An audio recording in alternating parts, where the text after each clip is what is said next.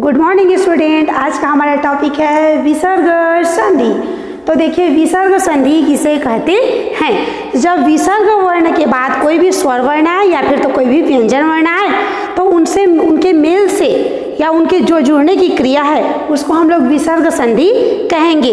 तो दो वर्ण जब आपस में जुड़ेंगे तो उसमें कुछ न कुछ विकार या परिवर्तन होगा, उसी संधि का नाम हम लोग यहाँ पर विसर्ग संधि बोलेंगे। तो देखिए विसर्ग संधि क्या होता है।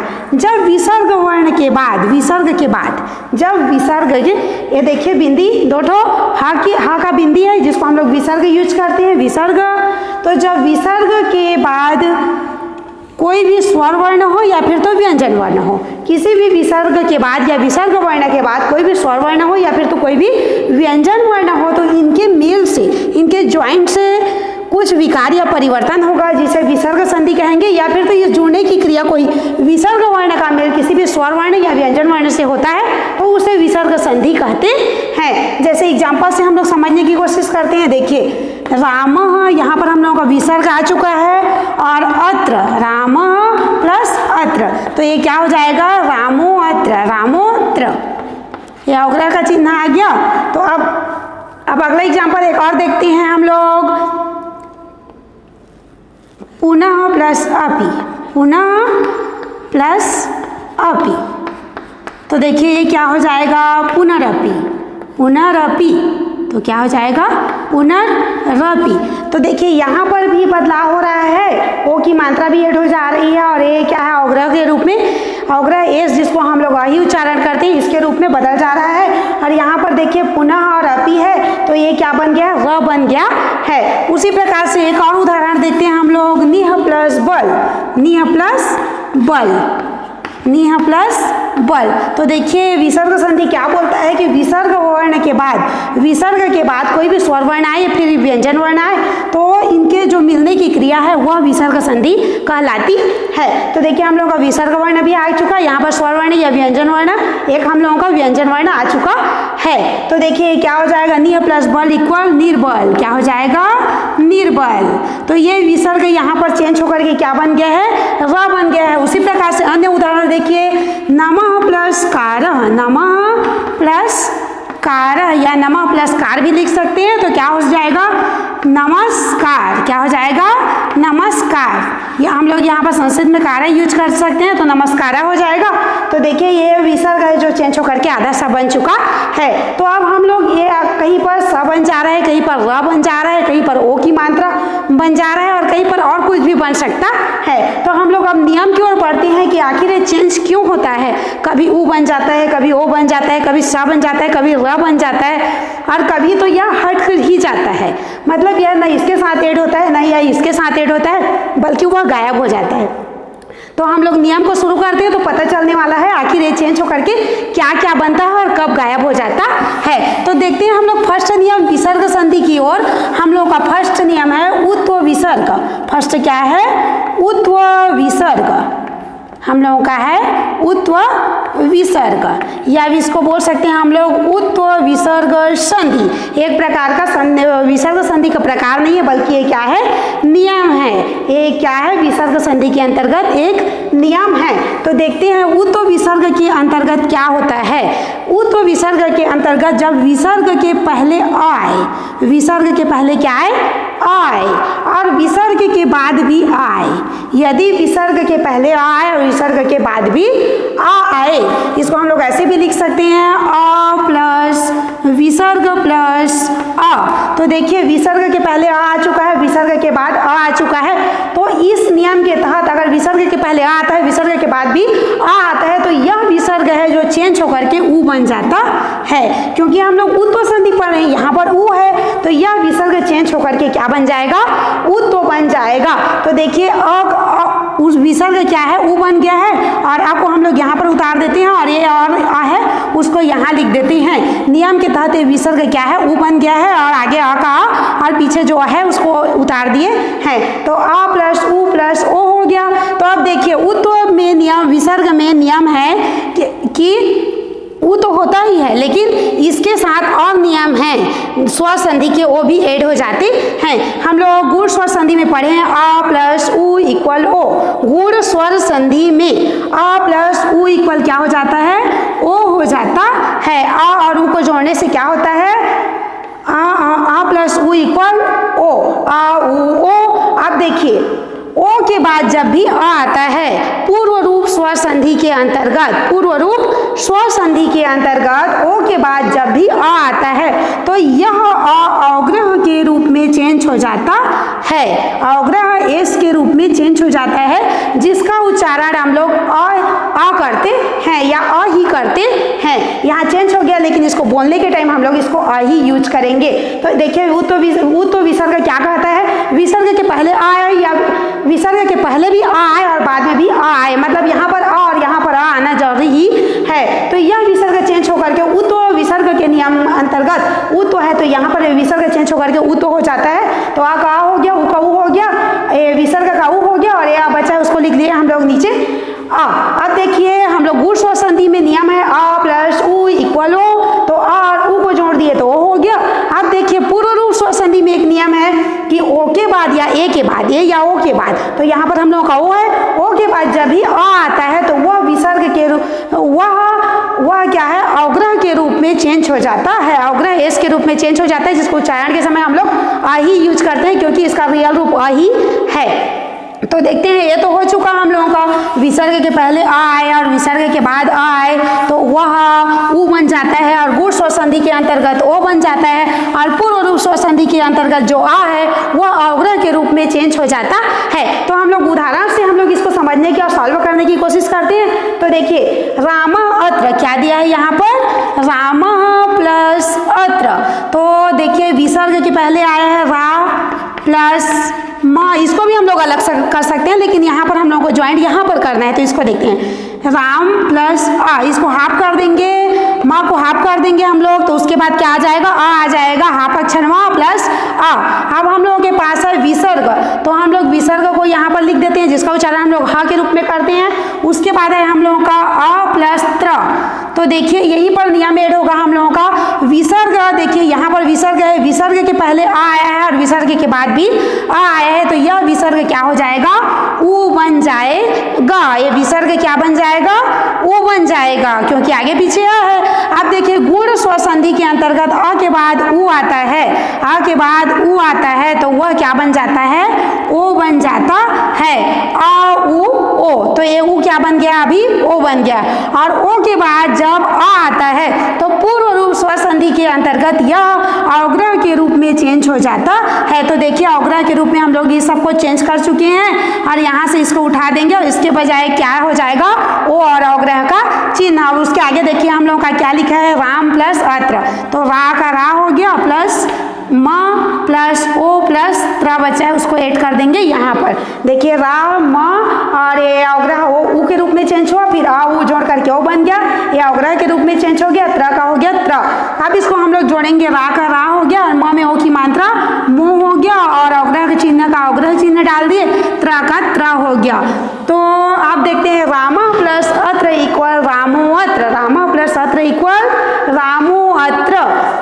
अब देखते हैं अगले एग्जाम्पल की ओर, सह प्लस अहम, सह प्लस अहम, सह मतलब वह होता है, अहम मतलब मैं होता है, अहम मतलब होता है मैं। तो देखते हैं सह का हो जाएगा श, और यहाँ पर हाफ कर देंगे तो यहाँ पर भी आ जाएगा, और ये विसर्ग का हम लोगों का विसर्ग हो चुका, प्लस आ प्लस हम का एक साथ हम लिख देते हैं यहाँ पर। अब उसके बाद देखिए विसर्ग के पहले आया, विसर्ग के बाद आया, ऊत्व के नियम के तहत यह ऊ बन जाएगा, और उसके पहले आ है तो आ और ऊ को जोड़, अब देखिए ऊ बन गया, तो इसको अलग अलग आज समझने की कोशिश करते हैं। स प्लस आ, ये पूरा सा हो गया, सा रा को जोड़ेंगे तो पूरा हो जाएगा, अलग करेंगे तो हाफ हो जाएगा। उसके बाद विसर्ग के पहले आ और पीछे भी आया है, तो यह विसर्ग क्या है, ऊ के रूप में चेंज हो गया, और आ का हम लोग लिख देते हैं आ, और उसके बाद हम है तो लिख देते हैं हम। तो अब देखिए यहीं पर आ ऊ, सा का लिख देते हैं, श हाफ है तो हाफ कर देते हैं, प्लस आ और ऊ को गुण स्वर संधि के अंतर्गत जोड़ते हैं तो आ ऊ ओ हो जाता है, क्या हो जाता है, ओ हो जाता है। अब उसके बाद देखते हैं, उसके बाद ओ के बाद जब आ आता है तो यह यह अ क्या हो जाएगा, अवग्रह के रूप में चेंज हो जाएगा। या इसको हम लोग फिर से एक बार लिख करके इसको अलग अलग करके फिर भी ज्वाइंट कर सकते हैं। तो पूर्व रूप संधि के अंतर्गत यह अ क्या है, अवग्रह के रूप में चेंज हो गया, और हम जो बचा है उसको लिख देते हैं हम। तो देखिए ये क्या हो गया, ओ हम। तो अब इसको हम लोग जोड़ते हैं, स में ओ की मात्रा हो गया शो, और अवग्रह प्लस हम, तो क्या हो गया, शोहम। तो देखिए स प्लस अहम इक्वल शोहम, इसको हम लोग को फास्ट उच्चारण करना है। तो देखिए ये उत्व का नियम यहाँ से समाप्त हो गया, बट यहाँ पर उत्व के अंतर्गत एक और नियम है, एक और नियम है। यदि विसर्ग के पहले आ आता है, विसर्ग के पहले क्या आता है, आ आता है, और विसर्ग के बाद पहले तो आ आता था फर्स्ट नियम में, तो ये सेकेंड नियम है। यदि विसर्ग के पहले आ आए, विसर्ग के पहले क्या आए, आ आए, और विसर्ग के बाद किसी भी वर्ग का तृतीय वर्ण, चतुर्थ वर्ण या पंचम वर्ण है, किसी भी वर्ग का, देखिए हम लोग पास यहाँ पर 5 वर्ग हैं, क वर्ग, च वर्ग, ट वर्ग, त वर्ग और प वर्ग। क वर्ग के अंतर्गत क से लेकर अंगा तक, च में छ से लेकर न्या तक, ट वर्ग में ट से लेकर अड़ा तक, त वर्ग में त से लेकर के न तक आते हैं, प वर्ग में प से लेकर के म तक आते हैं। तो यह नियम बोलता है कि यदि विसर्ग के पहले आ हो और विसर्ग के बाद किसी भी वर्ग का तृतीय, चतुर्थ या पंचम वर्ण है, तो ग से लेकर के ग घ अंगा, ज झ न्या, ड ढ ड़, ध ध न, ब भ म, ठीक है, किसी भी वर्ग का तृतीय वर्ण है, देखिए प्रथम, द्वितीय और तृतीय, चतुर्थ, पंचम, तो तृतीय वर्ण, चतुर्थ वर्ण या पंचम वर्ण हो, तो किसी भी वर्ग का बोल रहा है, तो ये यहाँ से यहाँ तक, पूरा यहाँ से लेकर के यहाँ तक, इनमें से कोई भी वर्ण आए, या फिर तो अंतस्थ वर्ण य र ल व, देखिए य र ल व वर्ण आए, या फिर ह आए, तो इसको, इस वर्ण को हम लोग क्या बोलते हैं, हस वर्ण। क्या बोलते हैं, हस वर्ण। हस वर्ण, हस वर्ण के अंतर्गत तृतीय वर्ण, चतुर्थ वर्ण और पंचम वर्ण आते हैं किसी भी वर्ग का, य र ल व अंतस्थ वर्ण आते हैं, या फिर ह आते हैं। तो यहाँ पर किसी भी वर्ग का तृतीय वर्ण, चतुर्थ वर्ण या पंचम वर्ण आए, या फिर तो अंतस्थ वर्ण य र ल व आए, या फिर तो ह आए, तो वह, यह जो विसर्ग है वह उ के रूप में चेंज हो जाता है, क्योंकि हम लोग उत्व का नियम पढ़ रहे हैं। तो यह विसर्ग उ हो जाता है, और इधर जो भी वर्ण हम लोग अक्षर लिए रहेंगे उधर से या कहीं से भी, वह वैसे का वैसे ही बना रहेगा। तो ये सेकेंड नियम क्या कहता है कि विसर्ग के पहले आ हो और विसर्ग के बाद किसी भी वर्ग का तृतीय, चतुर्थ या पंचम वर्ण हो, या फिर अंतस्थ वर्ण य र ल व हो, या फिर तो ह हो, तो यह विसर्ग उ के रूप में चेंज हो जाता है। तो देखते हैं हम लोग इसी को उदाहरण के तौर पर, छात्रा प्लस हंसती, छात्र प्लस हंसती, छात्रा प्लस हंसती। तो देखिए विसर्ग के पहले आ चुका है, इसको अलग करेंगे तो आ जाएगा, देखिए छा प्लस त प्लस र प्लस विसर्ग, त्र का हो जाएगा तरत्र, और विसर्ग का हो गया विसर्ग।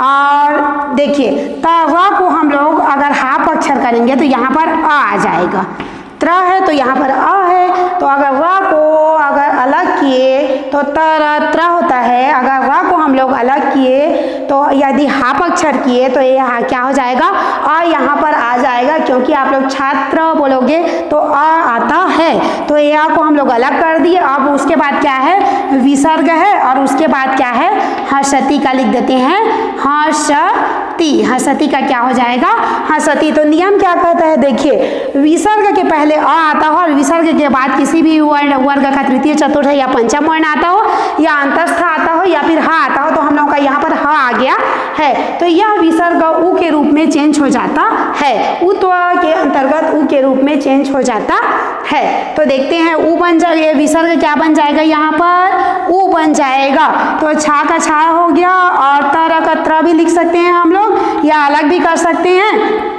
अब देखिए आ है तो हम लोगों का यहाँ पर आ चुका, और विसर्ग को चेंज कर दिए हैं क्योंकि उसके बाद हा आया है, तो विसर्ग चेंज होकर के क्या बन गया है, उ बन गया है। अब उसके बाद हंसती है तो हम लोग इसको लिख देते हैं हंसती एक साथ। अब इसके बाद देखिए आ के बाद अगर उ आता है तो आ उ ओ गुण स्वर संधि के अंतर्गत क्या हो जाता है, ओ हो जाता है। तो अब देखिए छात्र का हो गया छात्र, और ओ की ओ है तो छात्रा में ओ की मात्रा त्रो, तो क्या हो जाएगा छात्रों, और हसती है तो लिख देते हैं उसको हसती। छात्रों और हसती है तो उसको हो जाएगा हसती। तो क्या हो गया, छात्रा प्लस हसती इक्वल छात्रों हसती।